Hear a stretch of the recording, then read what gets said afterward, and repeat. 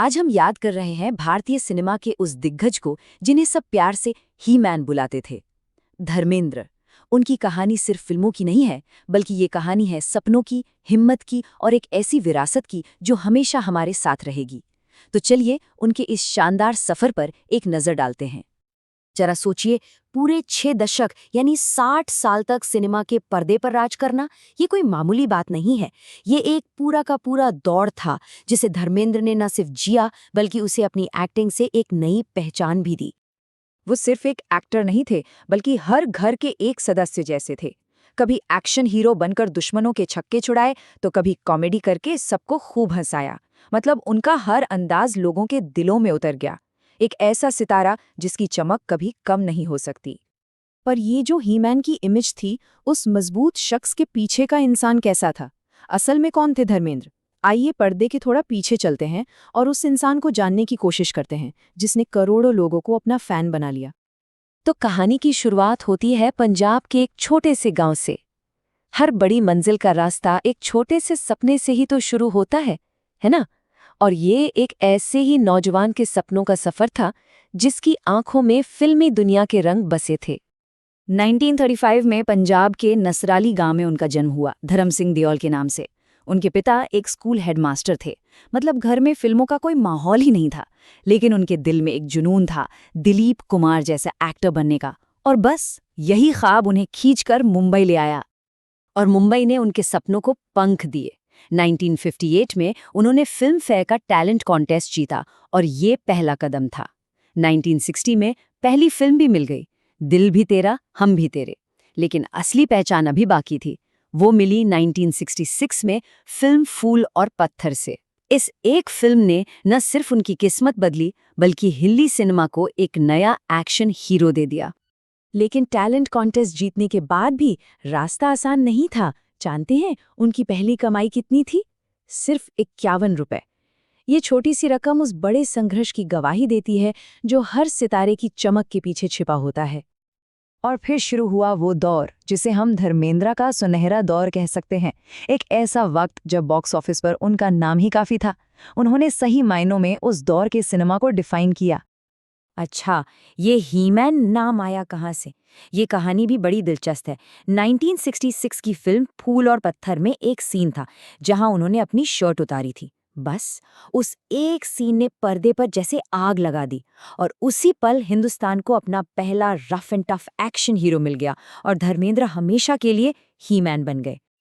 किसी भी एक्टर की असली पहचान उसकी रेंज से होती है। और साल 1975 कमाल का साल था।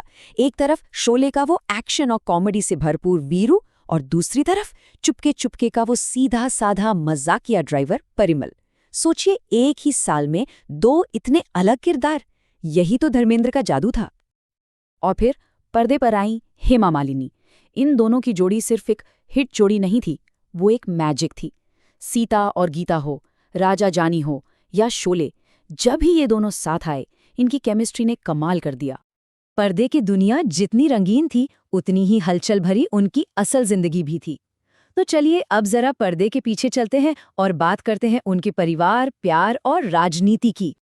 धर्मेंद्र की पर्सनल लाइफ हमेशा ही सुर्खियों में रही। उन्होंने 2 शादियां की। पहली शादी 1954 में प्रकाश कौर से हुई, जिनसे उनके बच्चे सनी, बॉबी, विजीता और अजीता हैं।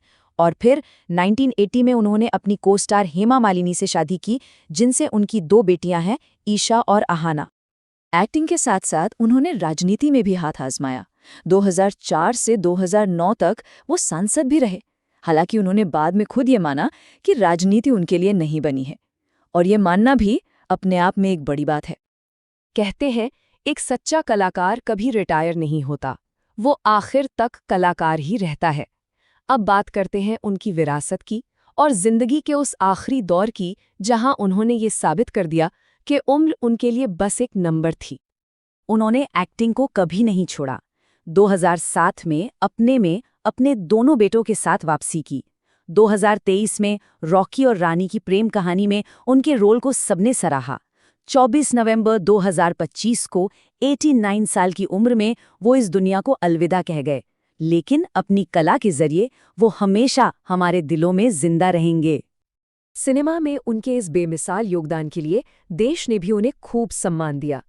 1997 में उन्हें film fair life time achievement award मिला और 2012 में भारत सरकार ने उन्हें पद्म भूषण से सम्मानित किया, जो देश का तीसरा सबसे बड़ा नागरिक सम्मान है।